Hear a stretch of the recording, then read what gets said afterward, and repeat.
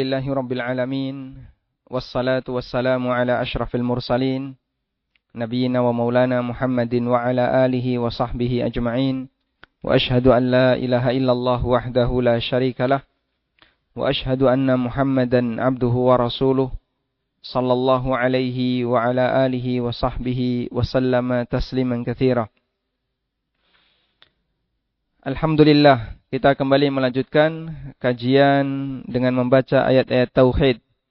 Dan kita masuk pada bab tentang tidak ada yang mengetahui sesuatu yang gaib kecuali Allah Subhanahu wa taala. Allah taala berfirman, "Wa ma kana Allahu liyutli'akum 'alal ghaibi." Allah taala tidak memperlihatkan hal yang gaib kepada kalian. Baik, kita akan baca terlebih dahulu. Kemudian nanti kita akan berikan beberapa catatan kepada Al-Ustadz Ahmad Farid wa ilaihi falyatafaddal mashkura. Bismillah, alhamdulillah, salatu wassalamu ala rasulillah wa ba'du. Allah berfirman, "Wa ma kana Allahu liyudli'akum 'alal ghaib." Allah tidak akan memperlihatkan kepadamu hal-hal yang gaib. Quran Surat Ali Imran ayat 179. Qul la aqulu lakum indi khazainullahi wa la a'lamul ghaiba wa la aqulu lakum inni malak in attabi'u illa ma yuha ilai. Qul hal yastawil a'ma wal basir afala tatafakkarun. Katakanlah Muhammad, aku tidak mengatakan kepadamu bahwa perbendaharaan Allah ada padaku, dan aku tidak mengetahui yang gaib, dan aku tidak pula mengatakan kepadamu bahwa aku malaikat. Aku hanya mengikuti apa yang diwahyukan kepadaku. Katakanlah, apakah sama orang yang buta dengan orang yang melihat? Apakah kamu tidak memikirkannya? Quran Surat Al-An'am ayat 50. Qul la amliku li nafsi naf'an wala darran illa ma syaa Allah walau kuntu a'lamul ghaiba lastakthartu minal khair wa ma massani as-su'u in ana illa nadhiru wa basyirul liqaumi yu'minun. Katakanlah Muhammad, aku tidak kuasa mendatangkan manfaat maupun menolak mudarat bagi diriku kecuali apa yang dikehendaki Allah. Sekiranya aku mengetahui yang gaib, niscaya aku membuat kebajikan sebanyak-banyaknya dan tidak akan ditimpa bahaya. Aku hanyalah pemberi peringatan dan pembawa berita gembira bagi orang-orang yang beriman. Nah. Quran Surat Al-A'raf ayat 188. Baik.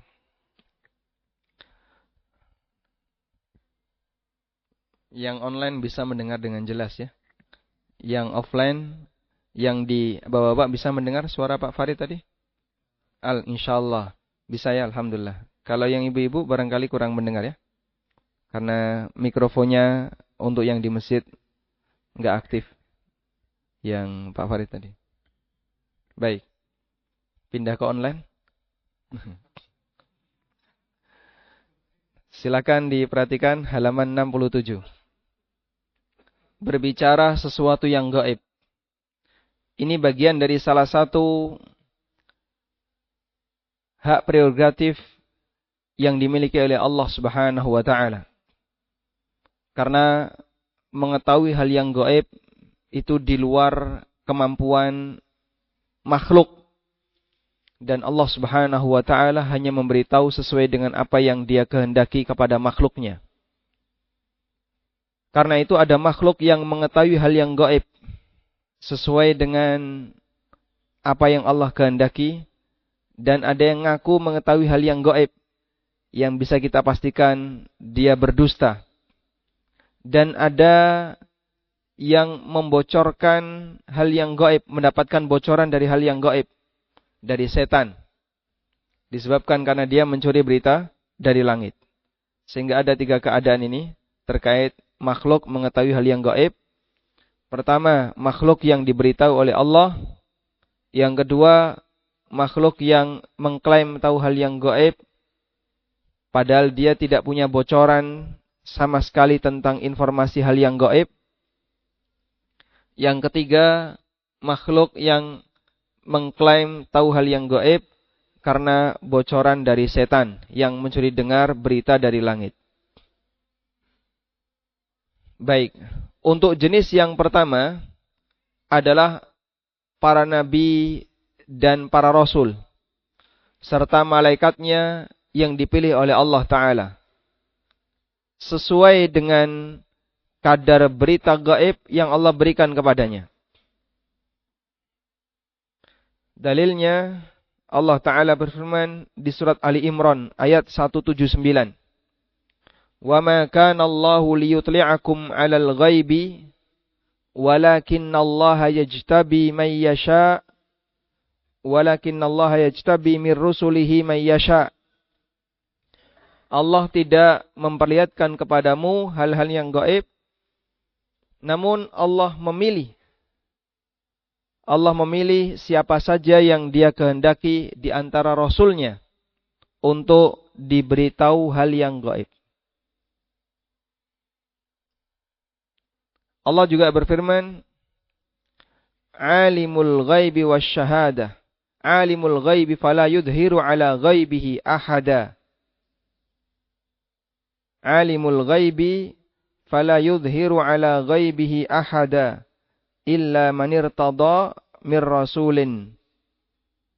Alimul ghaibi fala yudhiru, ada di surat Al-Jin ayat 26-27.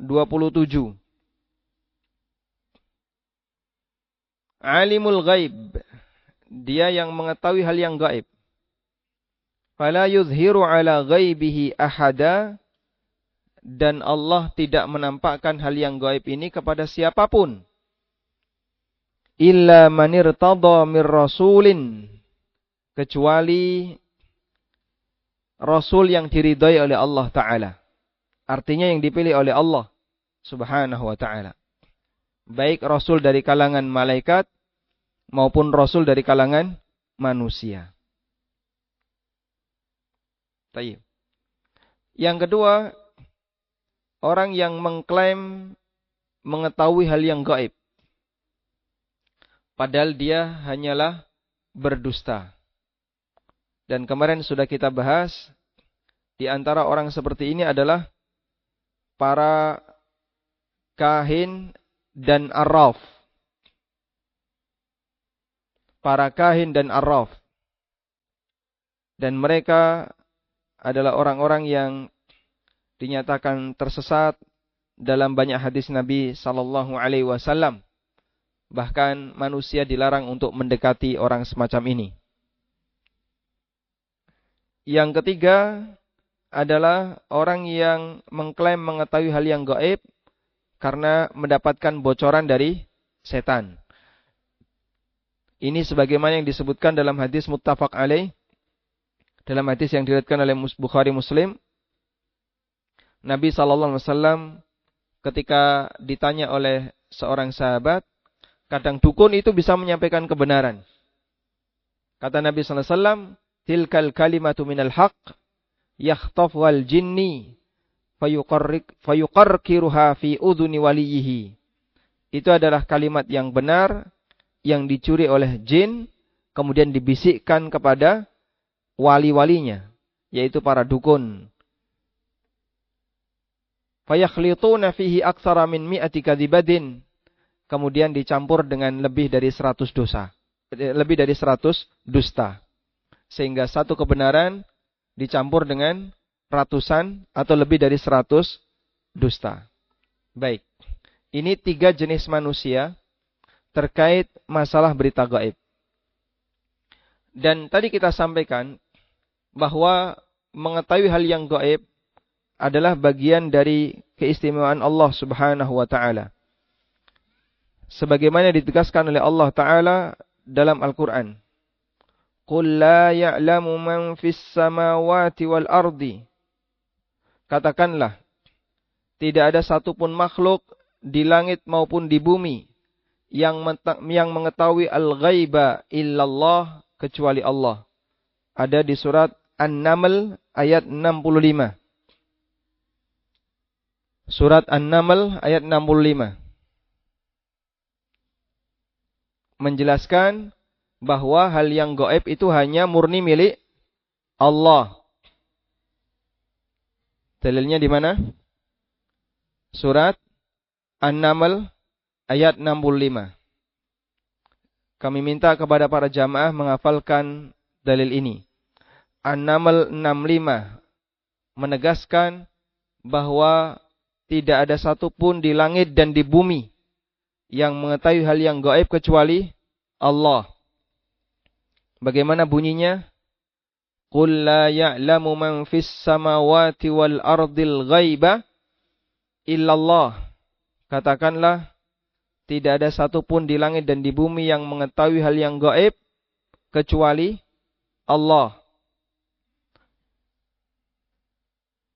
Sehingga kalau ada yang mengklaim mengetahui hal yang gaib selain Allah, berarti dia mengambil sebagian yang menjadi kekhususan bagi Allah. Lalu ada 3 orang tadi. Satu yang dikasih tahu oleh Allah, yaitu para rasul, baik dari kalangan malaikat maupun manusia. Yang kedua orang yang mengklaim. Dan yang ketiga ngaku hal yang gaib karena dapat bocoran dari berita langit. Baik, selanjutnya. Allah Ta'ala perintahkan kepada nabinya berkali-kali untuk menyatakan bahwa beliau tidak tahu hal yang gaib. Di antara dalilnya Al-An'am ayat 50 yang disebutkan oleh penulis dalam bukunya. Qul, katakanlah ya Muhammad, la aqulu lakum indi khazainullah.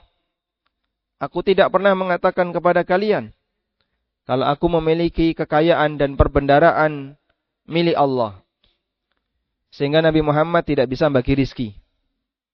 Nabi Muhammad SAW enggak bisa mengatur turunnya hujan. Rasulullah SAW tidak bisa mengatur peredaran pendapatan. Karena beliau tidak memiliki perbendaharaan dan kekayaan Allah. Wala a'lamul ghaibah. Dan aku tidak mengetahui hal yang gaib. Sehingga asalnya beliau tidak tahu. Lalu kenapa kok beliau bisa berbicara tentang masa depan? Tentang akan muncul Dajjal, akan muncul A, B, C, dan seterusnya. Jawabannya apa? Wahyu dari Allah Ta'ala. Wala aqulu lakum inni malak. Dan aku tidak pernah mengatakan kepada kalian kalau aku adalah malaikat. In attabi'u illa ma yuha ilaih. Aku hanyalah mengikuti apa yang diwahyukan kepadaku. Qul hal yastawil a'ma wal basir. Katakanlah apakah sama antara orang yang buta dan orang yang bisa melihat. Afala tatafakkarun. Tidakkah kalian berfikir? Maksudnya Nabi SAW punya peran seperti ini. Posisi beliau hanyalah orang yang dapat wahyu. Sehingga kenapa beliau wajib ditaati? Bukan karena beliau malaikat, bukan karena beliau punya kuasa sebagaimana layaknya Tuhan, tapi beliau adalah utusan Tuhan. Dipahami ya? Sebab orang itu punya pemahaman yang wajib ditaati itu yang sakti. Yang dia punya kehebatan. Sedangkan orang yang bawa kebenaran, kalau dia tidak membawa kehebatan, gak wajib ditaati. Akhirnya mereka tidak mau taat kepada Rasul SAW sampai mendatangkan banyak bukti. Buktinya mana? Bukti dalam bentuk kehebatan. Dan beliau nyatakan, ittabi'u in attabi'u illa ma yuha ilai. Saya hanyalah mengikuti apa yang diwahyukan kepadaku. Dan aku diperintahkan untuk menyampaikan ini kepada umat manusia. Karena itu sebenarnya tugas kita bukan membuktikan kebenaran sang Rasul, tapi tugas kita adalah mengikuti kebenaran yang dibawa oleh Rasul. Karena Allah Subhanahu wa Ta'ala tunjukkan kebenaran sang Rasul itu sesuai dengan apa yang dia kehendaki. Allah berikan beliau mukjizat untuk menunjukkan kebenaran itu. Kemudian dalil yang lain adalah surat Al-A'raf ayat 188. Qul, katakanlah, La amliku li nafsi naf'an wala dharra. Aku tidak bisa menentukan apakah diriku nanti beruntung ataukah diriku celaka. La amliku li nafsi naf'an wala dharra. Aku enggak bisa menentukan nasibku. Apakah aku akan beruntung ataukah aku celaka. Apabila beliau sendiri tidak bisa menentukan nasibnya, berarti bisa enggak menentukan nasib orang lain? Bisa atau tidak? Tidak bisa. Makanya sangat aneh kalau ada orang yang membuka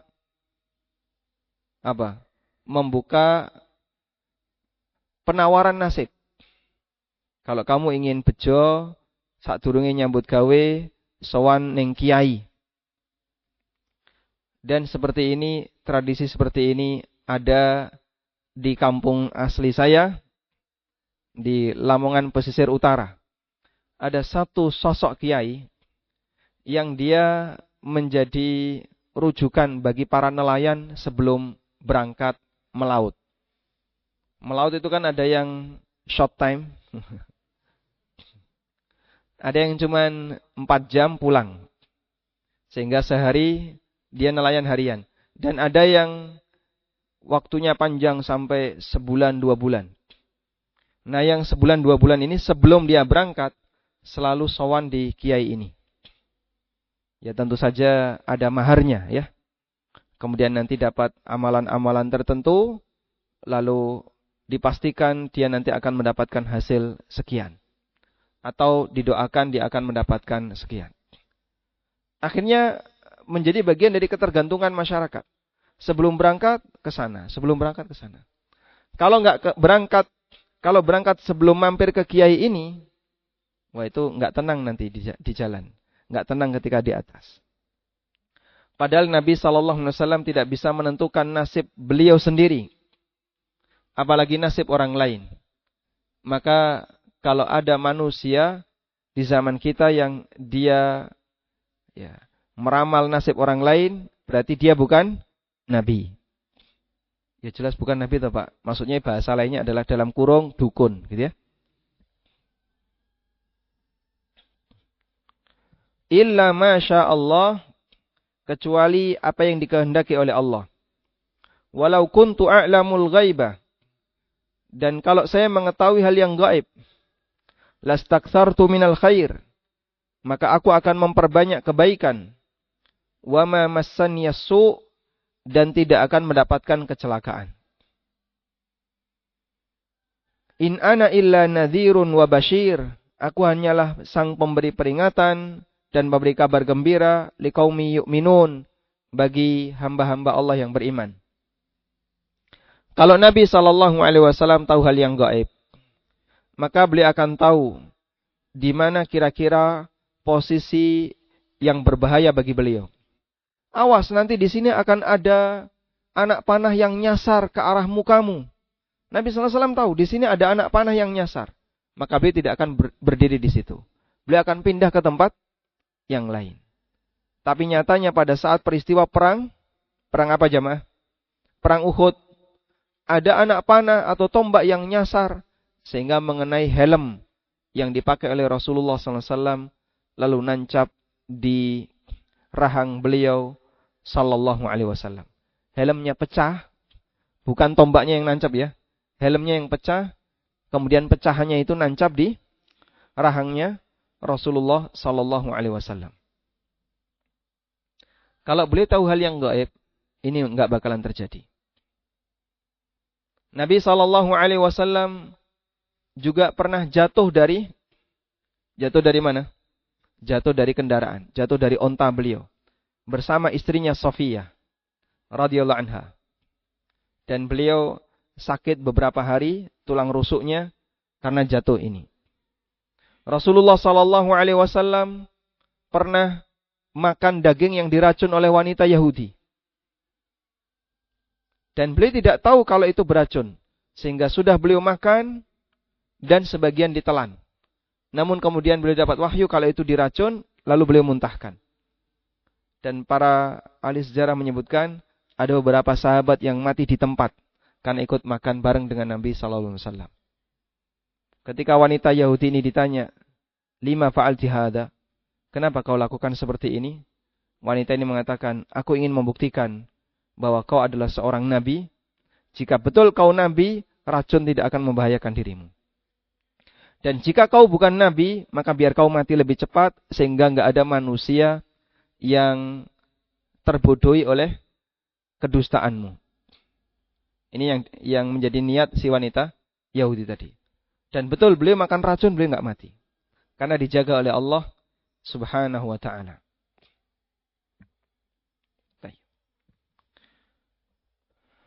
Andai beliau tahu hal yang gaib, tentu itu semuanya tidak akan terjadi pada diri Rasulullah sallallahu alaihi wasallam. Namun karena beliau tidak mengetahui hal yang gaib, mungkin saja ancaman bahaya itu terjadi kepada beliau sallallahu alaihi wasallam dan bahkan telah terjadi. Sehingga itu bukti sekelas Nabi sallallahu alaihi wasallam tidak mengetahui hal yang gaib. Dan masih banyak kejadian yang lain di mana Nabi sallallahu alaihi wasallam beliau mendapatkan berbagai macam hal buruk dalam hidupnya, dalam arti beliau disakiti oleh kaumnya karena beliau tidak mengetahui hal yang gaib. Karena itulah pada waktu Abu Bakar Al-Baqillani ditanya oleh Raja Nasrani. Abu Bakar Al-Baqillani utusan dari kerajaan Muslim. Diundang oleh Raja Nasrani ini untuk berdebat. Yang dihadapi adalah para uskup. Lalu pertanyaan yang disampaikan oleh sang raja, si Raja Nasrani ini, "Tolong ceritakan kepadaku keberadaan nabimu." Kemudian diceritakan, "Nabi saya seperti ini, seperti ini." Kemudian salah satu potongan kalimat yang disampaikan oleh Abu Bakar Al-Baqillani. Beliau berjihad. Kadang beliau menang, kadang beliau kalah. Langsung sang raja ini komentar, "Wan nabiyyu yughlab." Nabi bisa kalah. Masa Nabi kalah perang? Kemudian jawab Abu Bakar Al-Baqillani, "Wal ilahu yuslab." Masa ada Tuhan yang disalib? Dia merasa aneh. Kok Nabi bisa kalah perang? Lah kok ada Tuhan yang disalib? Terus diam dia. Fabuhital ladzi kafar. Maka terdiamlah orang kafir itu. Baik. Sehingga keberadaan beliau kalah itu sama sekali tidak menurunkan status beliau sebagai nabi. Karena dulu sudah ada nabi yang dibunuh oleh orang kafir. Sebab nabi itu bisa jadi tidak maksum dari sisi takdir kauni. Tapi beliau maksum dari sisi syar'i. Sehingga beliau bisa sakit. Beliau bisa kalah ketika perang. Beliau bisa terkena senjata. Beliau bisa mengalami luka, terjatuh dari kendaraan. Sebagaimana normalnya manusia. Sebagaimana dulu ada nabi yang dibunuh oleh kaumnya. Tapi kalau dari sisi syar'i, para nabi maksum dari dosa besar. Tidak mungkin melakukan kesyirikan. Apalagi menyampaikan kesesatan, mengajarkan keburukan. Beliau maksum dari ini semuanya. Dan maksum dari sisi syar'i lebih tinggi tingkatannya daripada maksum dari sisi kauni. Maksum dari sisi kauni, kesaktian-kesaktian. Kehebatan-kehebatan yang dianggap luar biasa oleh manusia. Tapi ternyata dia menyampaikan kesesatan. Maka orang ini sumber penyimpangan, meskipun dia tidak pernah ketangkap, misalnya ketangkap aparat. Dia tidak pernah masuk ke penjara, meskipun dia sering berbuat jahat. Dia bisa ngilang maling yang tidak pernah kecekel sampai mati. Dianggap sakti di masyarakat kita. Betul Pak ya? Ada maling yang sampai mati, nggak pernah ketangkap, dianggap sakti. Sehingga kuburannya diagungkan. Ini dulu kuburan maling yang hebat, nggak pernah kecekel, padahal kejahatannya banyak. Dia maksum dari sisi kauni, bisa jadi ya. Meskipun dia adalah orang yang melakukan banyak penyimpangan. In ana illa nadhir wa bashir. Aku hanyalah pemberi peringatan dan memberikan kabar gembira. Sehingga tugas Nabi ngasih peringatan dalam bentuk ancaman dan memberikan kabar gembira dalam bentuk apa? Janji indah di akhirat. Karena manusia berimbang antara ini. Antara al-wa'du wal-wa'id. Antara janji dan ancaman.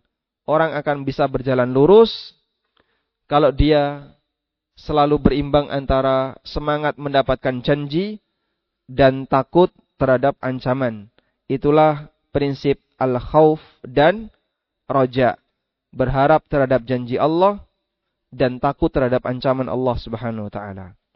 Selanjutnya kita akan baca dalil berikutnya.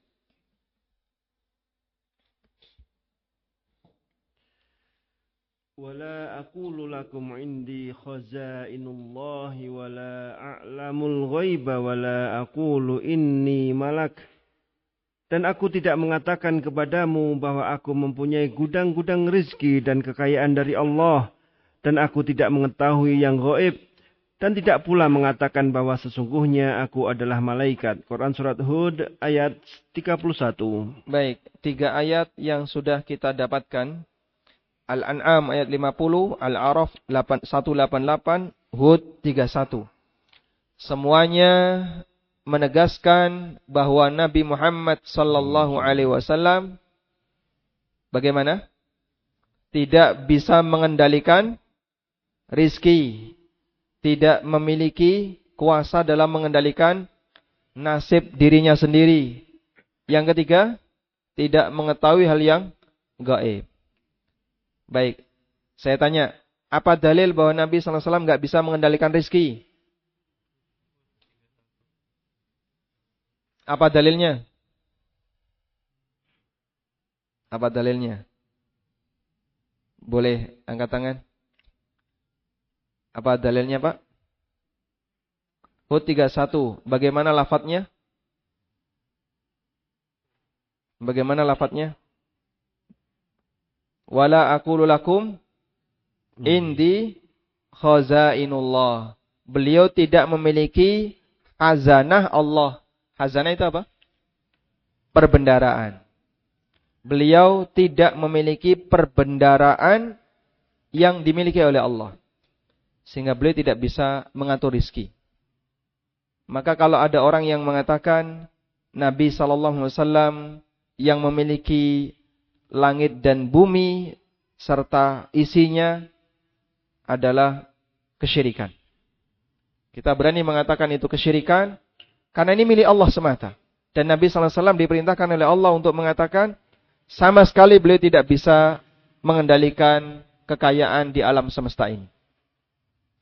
La aqulu lakum indi khazainullah. Aku tidak pernah mengatakan kalau aku memiliki kekayaan Allah Ta'ala. Wala aqulu qul la aqulu lakum indi khazainullah. Ada di surat Al-An'am ayat 50. Juga di surat Hud ayat 31. Kemudian, apa dalil Nabi SAW tidak bisa mengatur nasib? Apa dalilnya? Surat Al-A'raf ayat 188. Gimana bunyinya?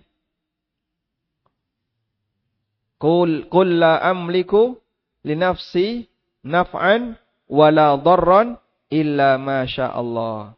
Katakanlah, aku tidak memiliki kemampuan untuk memberikan manfaat maupun madarat bagi diriku kecuali apa yang dikehendaki oleh Allah. Sudah? Yang ketiga, apa dalil Nabi sallallahu alaihi wasallam tidak tahu hal yang gaib? Wala a'lamul ghaiba wala aqulu inni malak. Aku tidak mengetahui hal yang gaib dan aku tidak mengatakan kalau aku adalah malaikat. Baik, tolong ini dihafalkan ya. Tolong dihafalkan. Metode seperti ini yang tadi saya lakukan disebut dengan metode tau'iyah. Kajian dengan metode tau'iyah. Indoktrinasi. Jadi diulang-ulang sampai melebu gitu ya. Karena kalau cuma dibaca sekilas, ya cuma ada di permukaan, selesai kajian hilang. Nah, kami berharap agar lulusan Rabu pagi, ya, LRP, ya, Alumni Rabu Pagi, ini enggak ada alumninya, enggak lulus-lulus. Pokoknya peserta kajian Rabu Pagi harus paham prinsip dan dalilnya. Dan metode seperti ini, metode tau'iyah, ini yang digunakan di pesantren. Kadang Ustadz Aris menyampaikan kajian yang umum, itu cuma diterjemahkan, kemudian jamaahnya mendengarkan. Tapi kalau di pesantren, ya kayak tadi, diulang lagi. Cuma satu paragraf saja diulang, didetailkan. Apa alasannya ini, apa alasannya diulang. Metode apa ini? Tau'iyah. Metode indoktrinasi, agar materi itu betul-betul mengendap. Baik, sanggup menghafalkan ya? Insyaallah. Selanjutnya, kita beralih di dalil yang menyebutkan bahwa perkara gaib hanya diketahui oleh Allah semata. Di halaman 68. Di halaman 68. Ada 1, 2, 3, 4, 5 ayat. Ada 5 ayat yang merupakan dalil kalau hal yang gaib hanya diketahui oleh Allah semata. An-Naml 65, Al-An'am 59, Yunus 20, Hud 1, 2, 3, dan Al-Jin 26. Baik, sekarang kita akan baca An-Naml 65. Qul la ya'lamu man fis samawati wal ardil ghaiba illallah wa ma yash'uruna ayyana yub'atsun. Katakanlah Muhammad, tidak ada sesuatu pun di langit dan di bumi yang mengetahui perkara yang gaib kecuali Allah. Dan mereka tidak mengetahui kapan mereka akan dibangkitkan. Quran Surat An-Naml ayat 65. Baik, kita lompati yang sabak ya. Kita berganti ke Al-An'am 59. Wa indahu mafatihul ghaibi la ya'lamuha illahu. Dan kunci-kunci semua yang gaib ada padanya. Tidak ada yang mengetahui selain dia. Quran Surat Al-An'am ayat 59. Wa qul innamal ghaibu lillah. Katakanlah, sungguh segala yang gaib itu hanya milik Allah. Quran Surat Yunus ayat 20. Walillahi ghaibus samawati wal ard. Dan milik Allah meliputi rahasia langit dan bumi. Quran Baik. Surat Hud ayat 123. Surat Hud ayat 123 dikasih tambahan terjemah. Dan hanya milik Allah. Dan hanya milik Allah. Surat Hud 123. Kenapa kita tambahkan kata hanya? Karena susunannya terbalik. Walillahi ghaibus samawati wal ard. Milik Allah hal yang gaib di langit dan di bumi. Susunan ini terbalik. Terbaliknya kenapa? Predikat ditaruh depan. Kalau susunannya normal, perkara gaib di langit dan di bumi itu milik Allah. Begitu ya? Subjek, predikat. Ya. Buku ini milik saya. Susunannya apa ini? Subjek, predikat. Tapi kalau milik saya buku ini, nah itu berarti terbalik ya. Itu bahasa Indonesia bagian timur ya. Itu predikatnya dulu baru subjek. Nah, ketika ada susunan yang terbalik seperti itu, ketika ada susunan yang terbalik seperti ini, maka mengandung makna pembatasan. Yufidul hasr. Mengandung makna apa? Pembatasan. Dan itu banyak dalam Al-Quran. Iyyaka na'budu. Normalnya na'budu iyyaka. Tapi K-nya ditaruh di depan. Iyyaka na'budu. Normalnya na'buduka au na'budu iyyaka. Sehingga kita terjemahkan hanya kepadamu kami menyembah. Wa iyyaka nasta'in. Dan hanya kepadamu kami minta tolong. Karena di situ ada kaidah taqdimu ma haqqahu ta'khir yufidul hasr. Mendahulukan sesuatu yang seharusnya dia berada di belakang menunjukkan makna pembatasan. Sehingga terjemah yang tepat untuk surat Hud ayat 1, 2, 3 adalah dan hanya milik Allah rahasia langit dan bumi. Meliputinya dicoret saja ya. Dan hanya milik Allah rahasia langit dan bumi. Baik. Berarti sudah punya berapa dalil kita kalau hal yang gaib itu milik Allah? 1, An-Naml ayat. Yang kedua, Al-An'am ayat. Yang ketiga, Yunus 20. Yang keempat, Hud 123. Baik, tolong dihafal ya.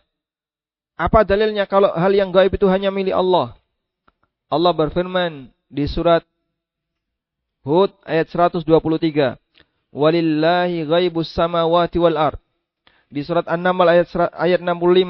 Qul la ya'lamu man fis samawati wal ardil ghaiba illallah. Di surat Al-An'am ayat 59. Wa indahu mafatihu al-ghaibi la ya'lamuha illahu. Di surat Hud 123. Atau di surat Yunus ayat 20. Faqul innamal ghaibu lillah. Masya Allah. Ini kalau disampaikan dalam khutbah Jumat, yakin jamaahnya percaya ya. Karena pakai dalil. Sehingga mereka tahu bahwa mengaku hal yang gaib itu adalah pelanggaran terhadap banyak ayat yang tadi kita sebutkan. Selanjutnya di surat Al-Jin ayat 26. Alimul ghaibi fala yuzhiru ala ghaibihi ahada. Dia mengetahui yang gaib, tetapi dia tidak memperlihatkan kepada siapapun tentang yang gaib itu. Quran surat Al-Jin ayat 26. Nah, dan di ayat 27 Allah kasih pengecualian. Illa manir tada mir rasul. Kecuali para rasul yang diridai oleh Allah. Yaitu para rasul yang dipilih oleh Allah. Dan ini semakna surat Al-Jin ayat 26 semakna dengan Ali Imran 179 di halaman 67. Wa ma kana Allahu liyutli'akum 'alal ghaibi walakinnallaha yajtabi mir rusulihi may yasha. Allah tidak memperlihatkan kepadamu hal-hal yang gaib, namun Allah pilih di antara rasulnya yang Dia kehendaki untuk mendapatkan berita gaib. Baik, berarti Al-Jin ayat 26 dan Ali Imran ayat 179 dalil tentang apa jamaah? Ada makhluk yang diberitahu oleh Allah hal yang gaib, yaitu di kalangan para rasul yang Allah pilih. Artinya tidak semuanya. Nah. Kemudian selanjutnya kita beralih ke surat Saba ayat 14. Falamma qadayna 'alaihil mauta ma dallahum 'ala mautihi illa dabbatul ardi ta'kulu min sa'atah. Falamma kharra tabayyanatil jinnu allau kanu ya'lamunal ghaiba ma labithu fil 'adzabil muhin. Maka ketika kami telah menetapkan kematian atasnya, yaitu Sulaiman, tidak ada yang menunjukkan kepada mereka kematiannya itu kecuali rayap yang memakan tongkatnya. Maka ketika dia telah tersungkur, tahulah jin bahwa sekiranya mereka mengetahui yang gaib, tentu mereka tidak tetap dalam siksa yang menghinakan. Quran surat Saba ayat 14. Nah, jin mereka ditundukkan oleh Allah. Mereka ditundukkan oleh Allah untuk Sulaiman. Ditundukkan oleh Allah untuk Sulaiman. Sebagaimana ada jin yang ditundukkan oleh Allah untuk Nabi Muhammad sallallahu alaihi wasallam.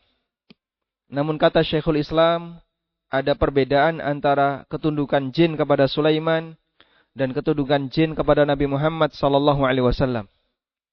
Ketundukan jin kepada Sulaiman adalah ketundukan yang bersifat kauni. Ketundukan sultaniyah. Jin tunduk kepada Sulaiman dalam arti menjadi pekerjanya Sulaiman. Sehingga dia yang membangunkan bangunan, yang menyelam di dasar laut untuk mengambil benda-benda berharga di dalam laut, seperti mutiara dan benda-benda yang berharga yang lainnya. Itu yang dipekerjakan oleh Sulaiman. Membuat mihrab, sebagaimana yang Allah sebutkan di surat Saba ya, ayat 13. Ya'maluna lahu ma yasha'u min mahariba wa tamathil wa jifanin kal jawabi wa qudurir rasiyat. Para jin-jin itu mereka bekerja untuk Sulaiman sesuai dengan apa yang dia kehendaki. Ada yang membuat bangunan, ada yang dia menyelam, ada yang dia membuat gambar, ya, dan seterusnya sesuai dengan apa yang Allah berikan kepada Sulaiman. Namun ketundukan jin kepada Nabi Muhammad SAW adalah ketundukan syar'i. Dalam arti mereka mau mengikuti ajakan Nabi Muhammad SAW. Sehingga jin yang tunduk kepada Sulaiman itu tidak semuanya mukmin. Bahkan yang kafir juga tunduk kepada Sulaiman. Sementara jin yang mengikuti Nabi Muhammad SAW, dia masuk Islam dan menjadi jin Muslim. Dan dia menjadi da'i bagi jin yang lain. Setelah dia ngaji kepada Nabi Muhammad SAW. Ya. Dan jin yang mengikuti Nabi Muhammad SAW, Allah Ta'ala sebutkan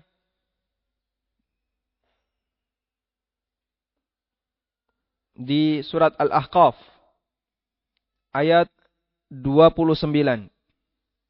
Wa id sarafna ilaika nafaram minal jinni yastami'una al-Qur'an.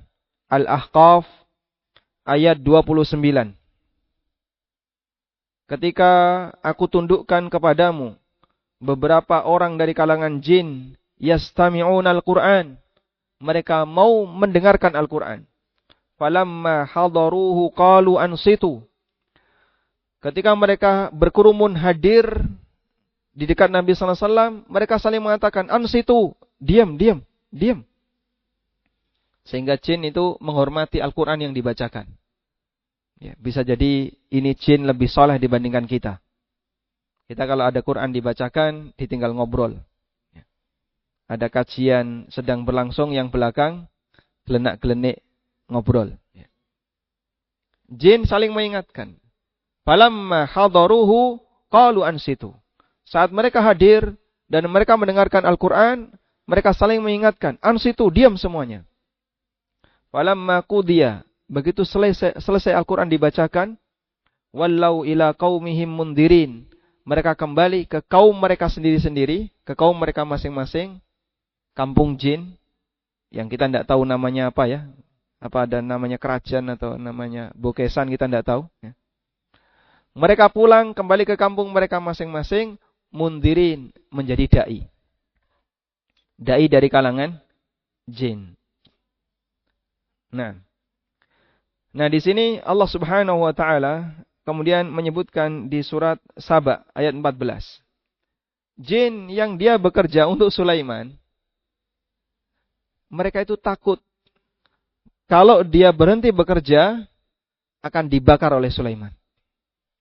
Sehingga mereka terus bekerja, padahal Sulaiman sudah meninggal dunia. Dan posisi Sulaiman meninggal dunia, itu dalam kondisi berdiri, membawa tongkat. Dan beliau tidak jatuh di posisi itu. Falamma Allah ceritakan di surat Saba ayat 14. Falamma qadayna alaihil maut. Ketika aku sudah tetapkan kematian untuk Sulaiman. Ma dallahum ala mautihi. Gak ada yang menunjukkan matinya Sulaiman illa dabatul ardi, kecuali rayap ta'kulu min sa'atah yang makan tongkatnya. Beliau berdiri bersandar pada tongkat, padahal posisi beliau sudah meninggal dunia. Jin melihat Sulaiman masih berdiri, mereka bekerja. Dalam waktu yang wallahu a'lam kita tidak tahu. Sehingga terus mereka bekerja karena takut Sulaiman masih berdiri. Begitu rayap makan tongkatnya, terjatuhlah Sulaiman. Falamma kharra, ketika Sulaiman terjatuh, tabayyanatil jin. Jin baru tahu. Allau kanu ya'lamunal ghaiba. Kalau ternyata mereka tidak tahu hal yang gaib. Allah hendak buktikan. Kalau mereka tidak tahu hal yang gaib. Allau kanu ya'lamunal ghaiba ma labithu fil adzabil muhin.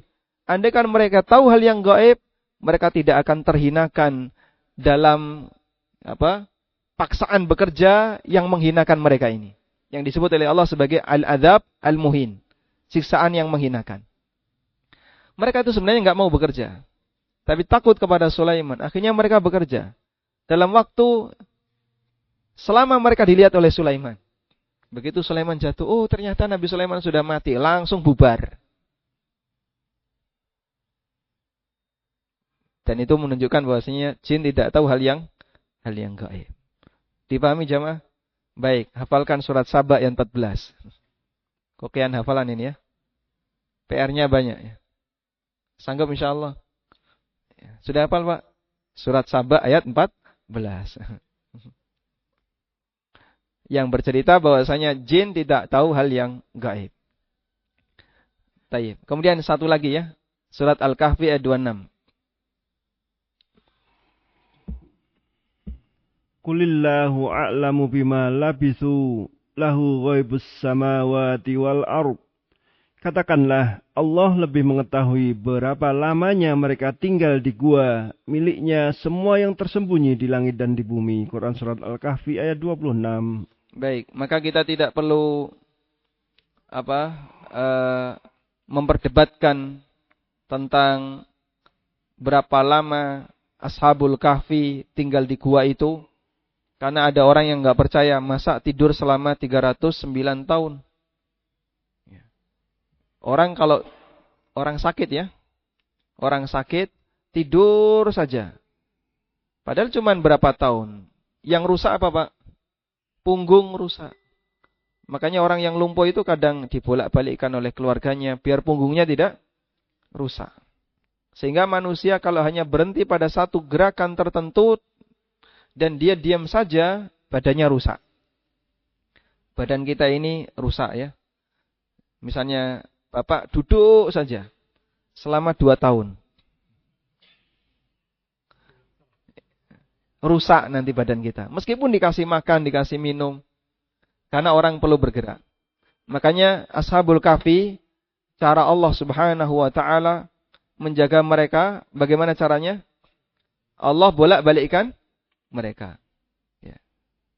Wa nuqallibuhum dzatal yamini wa dzata asy-syimal. Aku bolak-balikkan mereka ke arah kanan dan ke arah kiri. Dan itu Allah ceritakan di surat Al-Kahfi. Dan kita meyakini mereka mengalami kondisi seperti ini sebagaimana yang Allah firmankan. Kita beriman dengan hal ini. Meskipun bagi sebagian nalar manusia ini enggak nyambung. Dan prinsip ya, kalau kita mendapatkan berita yang secara logika enggak masuk, kembalikan kepada satu kaidah, innallaha ala kulli syai'in qadir. Sungguhnya Allah Maha Kuasa atas segala sesuatu.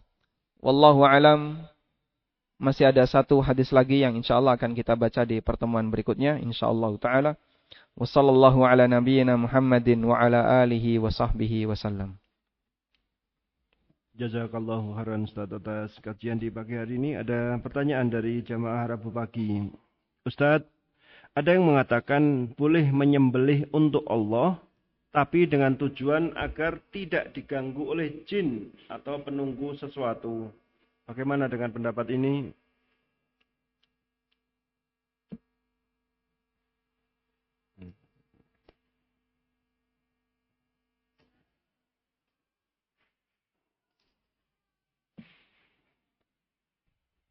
Ada yang mengatakan boleh menyembelih untuk Allah dengan maksud agar tidak diganggu oleh jin.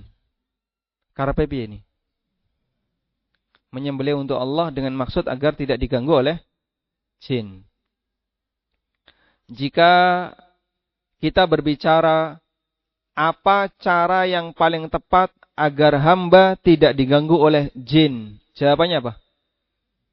Baca doa, idza nazal ahadukum manzilan faqala a'udzu bikalimatillahi tammati min syarri ma khalaq.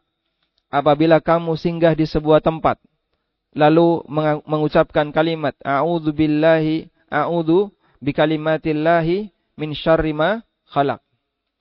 Aku berlindung kepada kalimat Allah yang sempurna dari segala kejahatan yang Dia ciptakan. Lam yadurrahu syai'un hatta yartahila min. Maka tidak ada satu apapun yang akan mengganggunya sampai dia meninggalkan tempat itu. Misalnya kita mau masuki rumah tua, atau mau masuk ke semak-semak, atau Anda yang punya hobi naik gunung, tiba-tiba melewati sebuah jalan yang jarang dilewati orang, karena nggak ada bekas tapak kaki. Kita buka jalan, babat-babat rumput, alang-alang dan seterusnya, baca kalimat ini. A'udzu bikalimatillahi tammati min syarri ma khalaq. Tawakkal 'ala Allah, lanjut. Sudah? Dan hukum asalnya, jin tidak boleh ganggu manusia, sebagaimana manusia tidak boleh ganggu jin. Kalaupun ada yang mengganggu, itu tindakan kezaliman. Dan karena kita tidak bisa melihat mereka, maka Islam memberikan pelindungan kepada manusia dengan cara berdoa sebelum memasuki daerah asing agar tidak diganggu oleh mereka. Tidak ada cara yang lain yang lebih sesuai sunnah selain ini. Baik, selanjutnya kita baru bahas, betul nggak ada cara menyembelih hewan untuk Allah? Karena niatnya tadi untuk Allah. Kalau untuk Allah tidak kita sebut sebagai kesyirikan. Dan jika itu untuk Allah berarti bentuknya kurban, akikah, atau sedekah kambing. Maka setelah menyembelih, dipakai untuk makan-makan, dikasihkan tetangga, dan seterusnya. Sudah? Tapi yang seperti ini tidak disyariatkan ketika orang mau berlindung kepada Allah dari gangguan setan atau gangguan jin. Nabi SAW tidak pernah ngajarin kayak gini. Yang diajarkan oleh Rasulullah SAW adalah berdoa kepada Allah dengan kalimat tadi. A'udzu bikalimatillahi tammati min syarri ma khalaq. Yang kedua, tidak boleh mengikrarkan kepada jin permohonan pelindungan. Sebelum bangun bangunan, dia enggak memberikan sajen apapun, enggak ngasih sajen apapun. Cuman dia datang ke titik yang dianggap paling angker. Di lokasi ini mana titik yang paling angker, dia datangi. Oh itu pohon yang paling gede itu. Ya menurut dia saja, dia juga nggak ngerti di situ ada jinnya atau tidak ya. Bisa jadi jinnya malah lagi main kemana, nggak ada di situ. Cuman tiba-tiba dia datang ke situ, ke pohon yang dianggap angker itu, lalu dia bilang, kami mau bangun di sini, mau datangin bego, tolong jangan ganggu, ya. Ya, nyuwun tulung simbah, jangan ganggu kami ya. Nanti Mbah bagi hasil berapa kita bicarakan di belakang. Ya. Nggak boleh yang kayak gini. Karena ini termasuk tradisi jahiliyah. Kana rijalun minan nas idza nazalu wadiyan. Dulu di zaman jahiliyah, ketika ada orang yang mau melewati sebuah lembah, mau melewati tempat tertentu, mereka itu melakukan isti'adzah kepada para lelaki jin yang ada di lembah itu. Dan mereka menyampaikan pernyataan tadi. Kami mau lewat, mohon maaf, tolong jangan diganggu. Lalu setelah itu baru lewat. Kemudian Allah Subhanahu wa taala jelaskan di surat Al-Jin, wa anna rijalan minal jinni ya'udzuna wa annahu kana rijalun minal insi ya'udzuna birijalin minal jinni fazaduhum rahaqa. Wa annahu kana rijalun minal ins. Ada beberapa orang di kalangan manusia. Ya'udzuna birijali minal jinni, yang mereka meminta perlindungan dari beberapa jin. fazaduhum rahaqa, sehingga membuat jin itu semakin rahaqa, semakin sombong. Dan dalam tafsir yang lain, fazaduhum rahaqa, sehingga membuat mereka di kalangan manusia itu semakin musyrik di hadapan Allah Ta'ala. Karena dia minta perlindungan kepada jin. Sehingga cara seperti ini tidak boleh. Maka kita tidak berurusan dengan mereka, tidak perlu minta izin kepada mereka. Bumi ini disediakan untuk makhluk Allah, manusia boleh memakmurkannya, dan ketika kita mau menggunakan, lalu kita khawatir nanti ada potensi bahaya, cukup baca, a'udzu bikalimatillahi tammati min syarri ma khalaq. Wallahu a'lam. Izin tanya Ustaz, apa yang dimaksud dengan ghaib? Adakah jenis-jenis ghaib? Mengingat ada orang yang mengatakan ghaib itu asal kasat mata. Perasaan, pikiran juga kasat mata. Ghaib itu apa tadi? Kasat mata. Kasat mata itu artinya apa? Tidak kelihatan oleh mata. Kalau tidak kelihatan oleh mata, suara itu gaib enggak? Suara gaib enggak? Gaib? Enggak kelihatan ya? Yang lebih tepat, tidak tertangkap indera ya. Mungkin pertanyaannya bisa diluruskan, tidak tertangkap indera. Apa itu hal yang gaib? Memang betul ini belum kami bahas. Kita belum mendetailkan tentang pengertian gaib, macam-macam gaib, dan seterusnya. Kami berencana akan bahas di pertemuan berikutnya. Tapi secara ringkas, hal yang gaib adalah segala sesuatu yang tidak bisa terindra oleh manusia. Baik pendengaran, penglihatan, maupun indera yang lainnya. Listrik itu gaib enggak? Hah? Listrik itu kelihatan enggak? Tidak. Tapi nek dimut kerasa gitu. Sehingga betul dia enggak kelihatan, tapi bukan termasuk benda gaib. Kenapa, Pak? Bisa diindra dengan indera apa? Indera apa? Pengecap. Bisa diindra dengan indera perasa. Nah, ada macam-macamnya. InsyaAllah akan kita bahas di pertemuan berikutnya. InsyaAllah. Nah. Berikutnya, saya pernah bertemu seseorang pada suatu malam, bahkan bercakap-cakap. Tapi paginya, ketika bertemu dengan orang itu, dia mengatakan dia ada di rumah pada malam itu. Apakah ini jin? Apakah saya termasuk orang yang diikuti oleh jin? Itu pertanyaan kertas atau WA? WA. WA ya. Kalau kertas orangnya ada di sini kan?